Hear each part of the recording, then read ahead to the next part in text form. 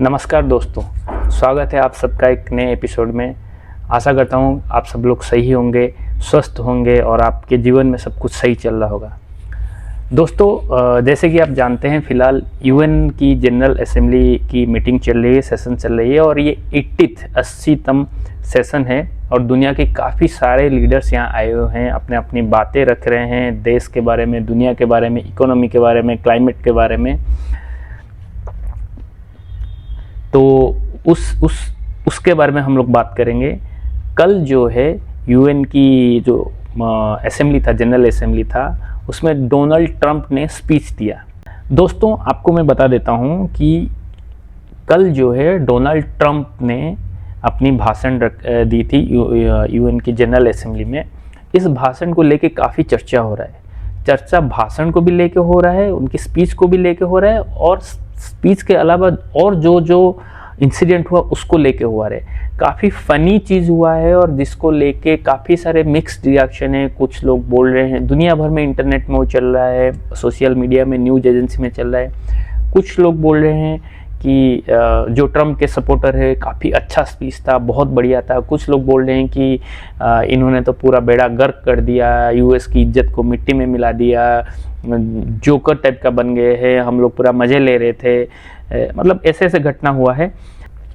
अभी हुआ क्या वहाँ पे, जैसे ही यूएन के ऑफिस में डोनाल्ड ट्रंप साहब जा रहे थे, फर्स्ट लेडी जा रही थी और उनके साथ उनके जो बाकी मेंबर्स जा रहे थे, तो ट्रंप साहब जैसे ही एस्केलेटर में पैर रखे ऊपर जाने के लिए असेंबली हॉल में, एस्केलेटर बंद हो गया। ये हो गया पहला कांड। उसके बाद जब ट्रंप साहब स्पीच दे रहे थे तो टेलीप्रॉम्प्टर खराब हो गया। अब यहाँ पर ट्रंप साहब को गुस्सा आ गया। ट्रंप साहब ने कह दिया कि यूएन मुझे एक अच्छा सा एलिवेटर भी नहीं दे पाया और टेलीप्रॉम्प्टर नहीं दे पाया। एक लेडी थी टेलीप्रॉम्प्टर में जो काम कर रही थी, जिसको हैंडल कर रही थी, तो उन्होंने कहा कि आज तो किसी का दिन खराब है। पहले तो उन्होंने कहा कि I don't mind giving speech without A teleprompter, but who is operating the teleprompter is in big trouble. देखिए, इससे ना लोगों ने एक मिक्स रिएक्शन दिए। देखिए, मैं आपको बता दूं, कुछ दिन पहले जब मोदी साहब गए थे यूके, जहां पे ट्रेड डील हमारे हो रहा था, यूके के प्राइम मिनिस्टर थे साथ में, उनका नाम है केरी स्टारमर। उनके साथ जब उस प्रेस कॉन्फ्रेंस हो रहा था, जॉइंट प्रेस कॉन्फ्रेंस हो रहा था, जब यूके के प्राइम मिनिस्टर इंग्लिश में बोल रहे थे, जो वहाँ पे ट्रांसलेटर थी, एक लेडी थी इंडिया के तरफ से, उनको ना शुद्ध हिंदी बोलने में दिक्कत होता, वो शुद्ध हिंदी कन्वर्ट नहीं कर पा रहे थे। तो मोदी सर ने काफ़ी उससे बढ़िया से हैंडल किया और उन्होंने कहा कि आप इंग्लिश में भी बोल सकते हो, क्योंकि इंग्लिश मुझे भी समझ में आता है और हम इतना तो इंग्लिश में बात कर सकते हैं। उन्होंने काफ़ी कूलली उस प्रेशर को हैंडल किया और काफ़ी तारीफ हुआ कि कैसे एक वर्ल्ड लीडर अपने एक जूनियर स्टाफ की, वो लेडी काफ़ी जूनियर थी, उसको हैंडल किया जब उन्होंने उनसे कुछ मिस्टेक हुआ। लेकिन यहाँ पे ट्रंप साहब ने उल्टा कर दिया। यहाँ पे तो उन्होंने सीधे बोल दिया कि whoever operating the teleprompter is in big trouble. अब इस और भी वहाँ हुआ है, बोला जा रहा है कि वहाँ की साउंड सिस्टम सही नहीं था, थोड़ा प्रॉब्लम चल रहा था। हालांकि टेलीप्रॉम्प्टर कुछ समय के बाद चालू हुआ, लेकिन अब इस घटना को लेके यूएस की जो डोनाल्ड ट्रंप की जो टीम है वो काफ़ी एग्रेसिव हो चुके हैं।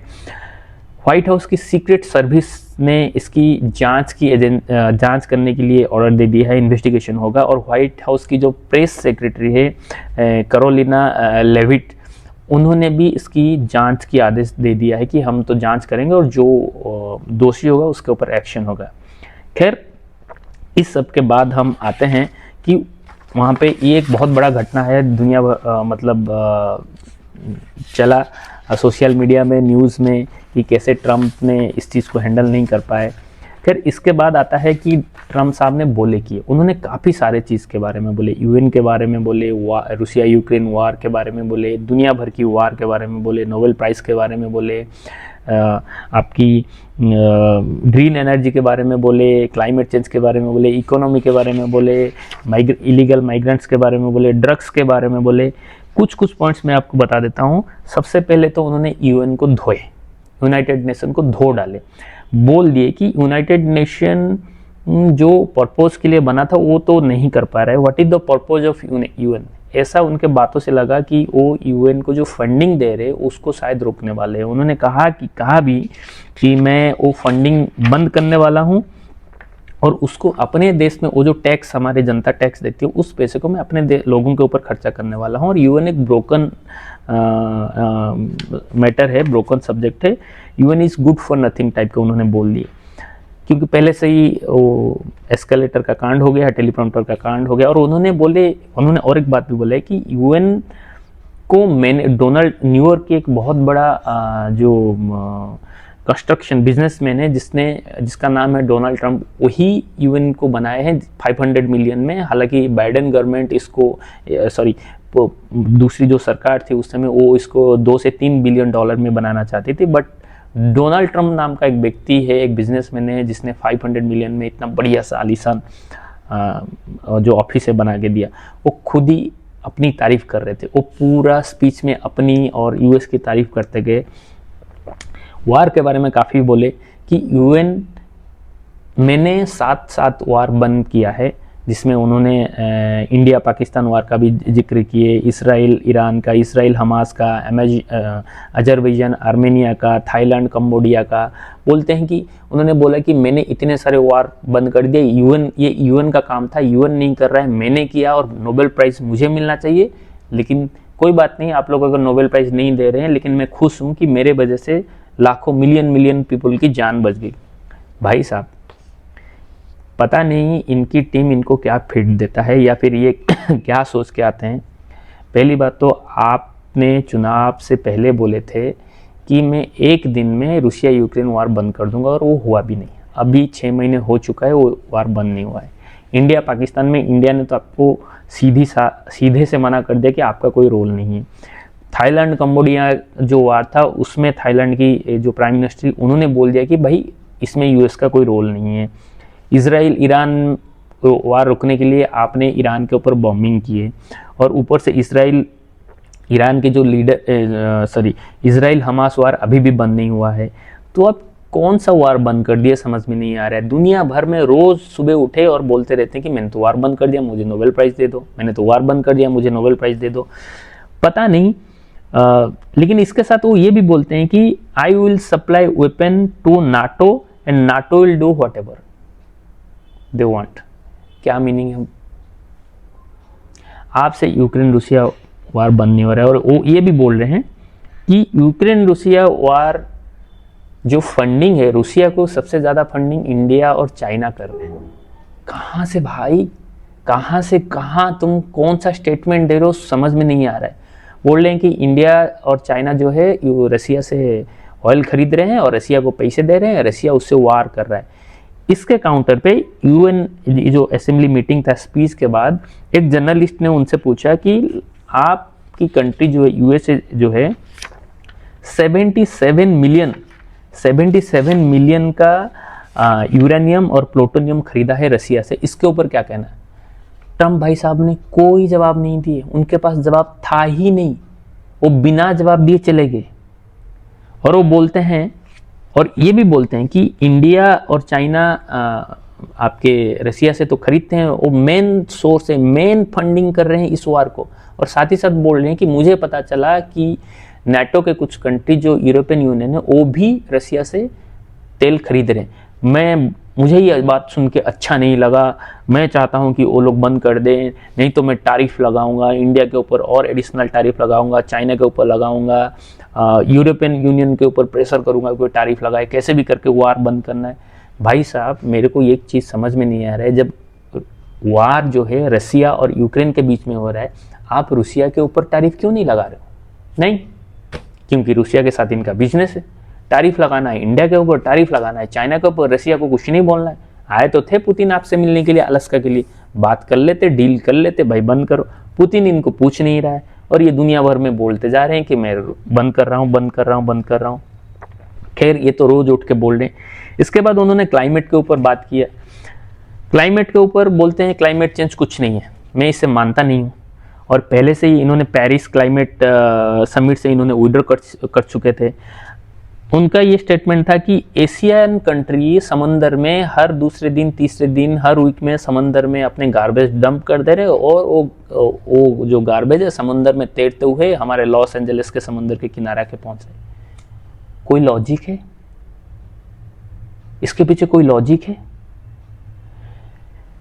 Asian country, India, China, Japan, south Korea और जितने भी कंट्री है वो अपनी सारा जो गार्बेज है, जो वेस्ट है, उसको समंदर में छोड़ देते हैं, वो तैरता हुए चले जा रहा है यूएस के किनारे। इसमें कोई लॉजिक आप समझ रहे हैं? इसके बाद वो बोलते हैं कि यूरोपियन यूनियन ने 37% कार्बन फुटप्रिंट कम करने के लिए उन्होंने क्लाइमेट चेंज के ऊपर काम किया। मैं अच्छी बात है, लेकिन इसके लिए उन्होंने कितना जॉब सैक्रिफाइस कर दिया उनको पता नहीं है। मैं तो भाई नहीं मानता हूँ। चाइना विंड टरबाइन, जो विंड एनर्जी का टरबाइन इतना प्रोड्यूस कर रहा है और दुनिया में सबसे बड़ा जो मैन्युफैक्चरर है, लेकिन खुद क्यों यूज नहीं कर रहा है? ऐसी बात कर रहे हैं। उसके बाद वो इकोनॉमी में आते हैं। एक बड़ा स्टेटमेंट दिया उन्होंने इकोनॉमी के ऊपर, जो कि शायद मतलब बहुत सारे वर्ल्ड लीडर, एक यूएस, देखिए दुनिया के सारे लोग मानते हैं कि यूएस है ही एक रेस्पेक्टेबल कंट्री, एक बहुत बड़ा पावरफुल है, उनकी इकोनॉमी काफ़ी पावरफुल है, तो उनकी लीडर की बात को माना भी जाता है। लेकिन वो छोटे कंट्री हो या छोटे देश हो या बड़े देश हो, वो भी चाहते हैं कि यूएस ना उनको सेम उतना ही रेस्पेक्ट करे।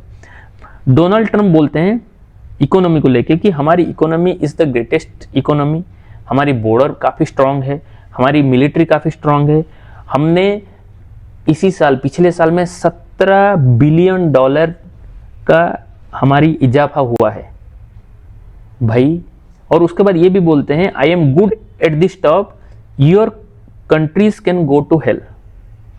दुनिया भर के कंट्री को बोलते हैं you can go, your countries can go to hell. ये एक दुनिया की सबसे पावरफुल लीडर्स का स्पीच है यूएन में। आप समझ सकते हैं भाई, उनको कोई डाटा के बारे में नहीं बताते, वो कोई कुछ भी बोल देते हैं, वो आके बोल देते हैं माइक के सामने। 37 ट्रिलियन डेब्ट है यूएस में। यूएस की इकोनॉमी क्राइसिस के पूरा कतार में है। $29 बिलियन तो आपकी जीडीपी है, जिसमें आप बोल रहे हो कि 29 ट्रिलियन आपका जीडीपी है, जिसमें आप बोल रहे हो कि 17 ट्रिलियन आप पिछले साल ही मतलब पिछले एक साल में ऐड किए। कहाँ से आप कैलकुलेशन करते हो समझ में नहीं आते। और दुनिया भर के इकोनॉमी को गाली देते हैं कि दुनिया भर की कंट्री जाए गो टू हेल, हमारी इकोनॉमी बहुत सुधर जाए। ये माइंडसेट ना, पता नहीं उनको, उनकी तबीयत खराब है या उन्हें कोई ऐसा इनपुट देता है, वो रोज सुबह आते हैं ऐसे बोल देते हैं। पिछले कुछ दिन से वो बंद थे, इंडिया के पीछे चुपचाप थे। अब इंडिया, जैसे कि आपको मालूम है, इंडिया यूएस के बीच में जो डील है उसमें कुछ आउटपुट नहीं निकला, फिर वो गाना चालू कर दिए कि मैं टैरिफ लगाऊंगा, ये करूंगा, आपकी इकोनॉमी खराब है, ऐसे ही H1 वीजा के पीछे पड़े हैं। अब वहाँ पे इलीगल इमिग्रेंट्स के बारे में बोल रहे हैं कि भैया, एक तो वो बोलते हैं कि मेरा बॉर्डर काफ़ी स्ट्रांग है। भाई अगर आपके बॉर्डर स्ट्रांग है, फिर वो बोलते हैं कि जो भी लोग इलीगली हमारे देश में आए हैं हम उनको निकाल देंगे या तो जेल में डाल देंगे। मेरे को एक चीज़ बताओ, ये दोनों स्टेटमेंट अलग नहीं है। एक तरफ आप बोलते हो कि आपकी इकोनॉमी आपकी बॉर्डर काफ़ी स्ट्रांग है, तो भाई आपके देश में इलीगल घुसे कैसे?